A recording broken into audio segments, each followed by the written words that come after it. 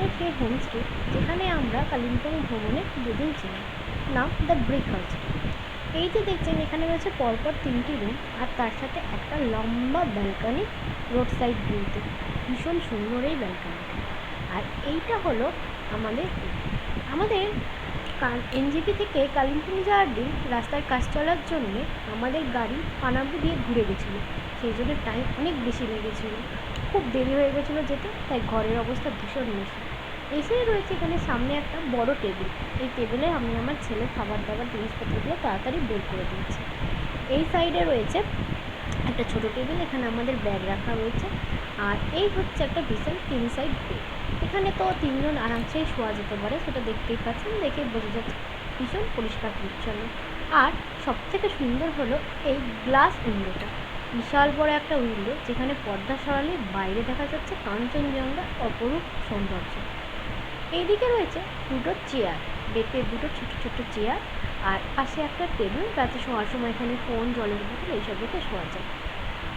এইদিকে রয়েছে একটা চেয়ার, টিভি, আর এদিকে রয়েছে একটা আলমারি। আমার দৌড়চাঁদ নিজের কাজকর্ম শুরু করে দিয়েছে। আলমারিতে আমি আমার নিজের প্রয়োজনীয় কিছু টুকটাক জিনিস ভরে রেখেছি, কারণ তখনও আনপ্যাক করা হয়নি সব কিছু। আয়না এখানে রয়েছে। আর এইদিকে হলো বাথরুম। বাথরুম ভীষণ পরিষ্কার, নিট অ্যান্ড ক্লিন যাকে বলে। রয়েছে 24 আওয়ার্স গিজার সার্ভিস, যখন খুশি গরম জল পাবেন। প্রচণ্ড মানে কোনোই অসুবিধা নেই বাথরুমে। আর রয়েছে একটা ডাস্টবিন এখানে বাথরুমে, আর বাইরে এখানে রয়েছে আর একটা ডাস্টবিন। এই হোমস্টেতে রয়েছে 24 আওয়ার্স ওয়াইফাইয়ের ফ্রি ওয়াইফাইয়ের সুবিধা। আর এই হলো ওয়াইফাইয়ের কোড, এবং ঘরে কিছু রুলস অ্যান্ড রেগুলেশন লেখা রয়েছে।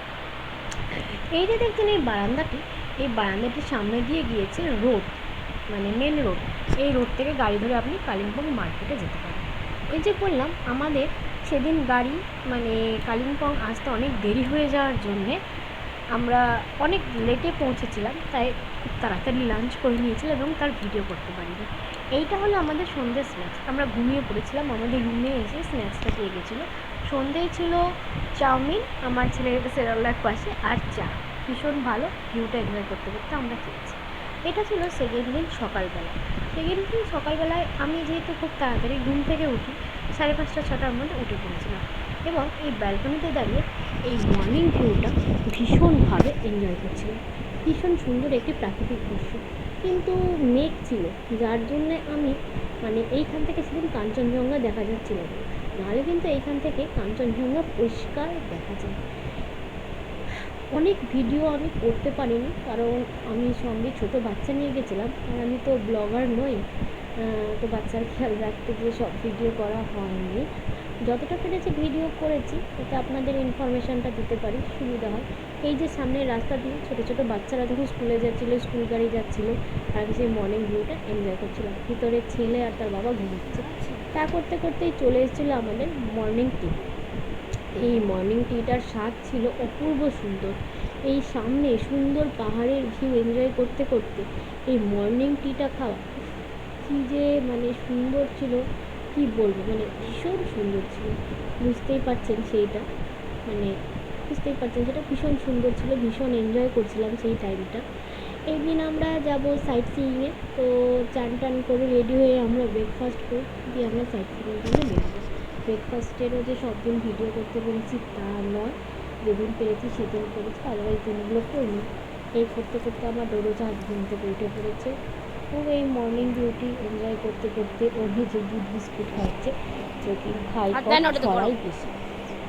দেখুন বাইরেটা কি সুন্দর লাগছে, কি অপূর্ব সুন্দর লাগছে বাইরেটা। আর ডোডো সেটা দেখতে দেখতে খাচ্ছে আর এনজয় করছে। এরপরে ডোডোকে স্নান করে রেডি করে নিয়েছিলাম বেরানোর জন্য। ব্রেকফাস্ট টেবিলে সবাই চলে গেছিলো, আমি ডোডোকে ব্রেকফাস্ট করিয়ে নিয়ে যখন গেছি তখন বাকিদের খাওয়া হয়ে গেছে।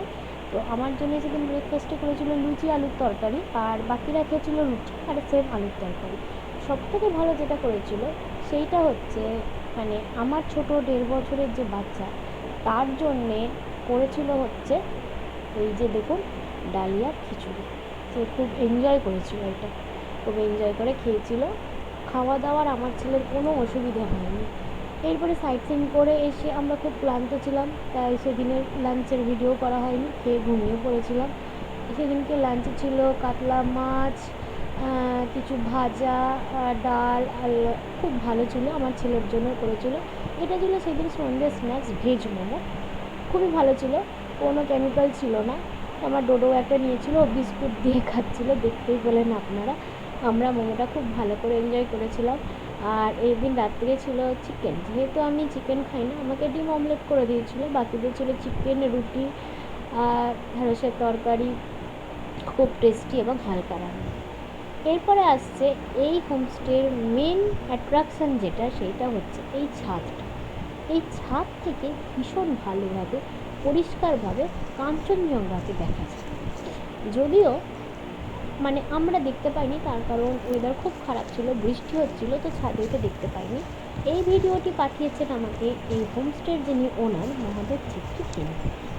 এবার আসি মহাদেব ছেত্রী বাবুর ব্যাপারে। উনি অত্যন্ত একজন ভালো মানুষ। আমি ওনার সাথে হোয়াটসঅ্যাপে কন্ট্যাক্ট করে হোমস্টেটা বুক করেছিলাম। যখনই মেসেজ করেছি, যখনই প্রয়োজন হয়েছে, যা জিজ্ঞেস করেছি, উনি সে সমস্ত ইনফরমেশান আমাকে দিয়ে হেল্প করেছেন। খাওয়া দাওয়ার তো কোনো প্রবলেম হয়নি, খাওয়া দাওয়া ভীষণ ভালো ছিল, ভীষণ লাইট, ভীষণ সুন্দর। সবথেকে বেশি সমস্যা যেটা হয়নি সেটা হচ্ছে আমার যে ছোট্ট 1.5 বছরের ছেলেকে নিয়ে গেছিলাম, তার খাওয়া দাওয়া।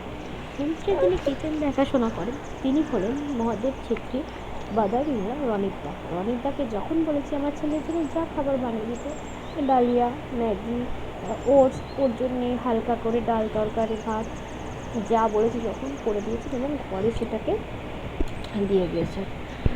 দেখুন ছাদ থেকে কী সুন্দর একটা ভিউ দেখা যাচ্ছে। আমার খুব ইচ্ছা ছিল একদিন এই ছাদে বসে হয় লাঞ্চ নয় ব্রেকফাস্টটা করবো, কিন্তু বৃষ্টি হওয়ার জন্য এবং ওয়েদার খারাপ থাকার জন্য পাইনি। ওয়েদার পরিষ্কার থাকলে হয়তো এই ভিউটাকে মিস করে গেল, কিছু করার নেই। নেক্সট টাইম যদি কালিম্পংয়ে আবার আসি তো এই হোমস্টেতেই থাকবো, হোপ সো তখন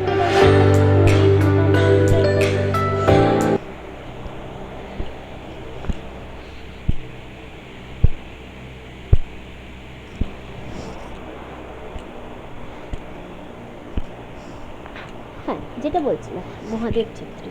মহাদেব ছেত্রী অত্যন্ত ভালো মানুষ। এইবার আসি এই হোমস্টের রেটের ব্যাপারে। হোমস্টের রেট ছিল পার ডে পার পারসন 1,500 টাকা করে, ফুডিং অ্যান্ড লজিং। এটা পাহাড়ের সব জায়গার হোমস্টের মনে হয় এটাই রেট, আমি যেটুকুনি চেক করেছিলাম ইউটিউবে সেটাই। কিন্তু ফেসিলিটি ভীষণ ভীষণ ভীষণ ভালো পেয়েছি, ভীষণ ভালো পেয়েছি, কোনো রকমের কোনো সমস্যা বুঝতে পারিনি। আর মহাদেববাবু আর রনিতদাকে নিয়ে নতুন করে বলার কিছু নেই। আপনারা যদি আসেন কোনো সময় এই হোমস্টেতে থাকবে, দেখবেন আপনারাও এই সেই আতিথ্যটাই পাবেন, মানে কোনো অসুবিধা হবে না, একদম যেন মনে হবে নিজের বাড়িতে রয়েছি। দেখুন অপূর্ব ভিউ, অপূর্ব। কিন্তু আমাদের ব্যাড লাক, বৃষ্টি হচ্ছিল, আমরা এটা দেখতে পাইনি। এবার আসি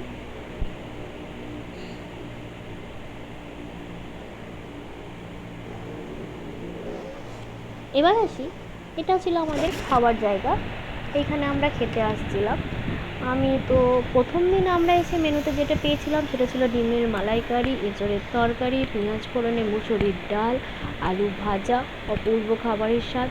প্রথম দিন রাত্রে ডিনারে ছিল চিকেন, আলু ঢেঁড়সের তরকারি, ডাল, এটা প্রত্যেক দিনই থাকছিল, আলু ভাজা। সেকেন্ড দিনের ডিনারে বললাম যেটা ছিল ডিম ভাজা, ডাল আমার জন্যে, বাকিদের জন্য ছিল চিকেন আলু দিয়ে কষা আর একটা সবজি। সেকেন্ড দিন লাঞ্চে ছিল লাউয়ের তরকারি, কাতলা মাছের সর্ষে পোস্ত দিয়ে করা। সেকেন্ড দিন ডিনারে একটা পটল পোস্ত করেছিল, যেটা স্বাদ ছিল অপূর্ব সুন্দর, এখনও মুখে লেগে আছে। আর থার্ড দিন আমাদের ব্রেকফাস্টে ছিল আলুর পরোটা ঘুগনি, সেটা আমার আবদারেই হয়েছিল, প্রত্যেকটা খাবারের স্বাদ অতুলনীয়। এটা ছিল হোমস্টেতে ঢোকার মুখের সামনেটা। এইখানে যদি চান আপনারা নিজেদের এক্সট্রা পয়সা দিয়ে, এক্সট্রা টাকা দিয়ে বারবিকিউ বা বনফায়ার করতে পারেন। রনিতদা সব কিছু ব্যবস্থা করে দেয়। এক কথায় এই হোমস্টেতে থেকে মানে আমাদের এই ট্যুরটা যেন আরও বেশি সুন্দর হয়ে গেছে। আমরা যা ঘুরেছি, যতগুলো গাড়ি, সমস্ত কিছুর ব্যবস্থা মহাদেবজি করে দিয়েছিল, হোমস্টে থেকেই আমরা নিয়েছিলাম। খুব ভালোভাবে, সুন্দরভাবে, সুষ্ঠুভাবে আমরা ঘুরতে পেরেছি। ঘোরাতে আমাদের কোনো রকমের কোনো সমস্যা হয়নি, খুব এনজয় করেছি। এটা ছিল আমাদের হোমস্টের শেষ দিন। হোমস্টে থেকে আমাদের সবাইকে উত্তরীয় দেওয়া হয়েছিল। হোমস্টে ছেড়ে যাওয়ার আগে আমরা 4 জন নিয়েছিলাম একটা সেলফি, আর উত্তরীয় দেওয়া হয়েছিল আমার ছোট্ট ডোডোকে। ওকে উত্তরীয় দিয়েছে, কম কথা।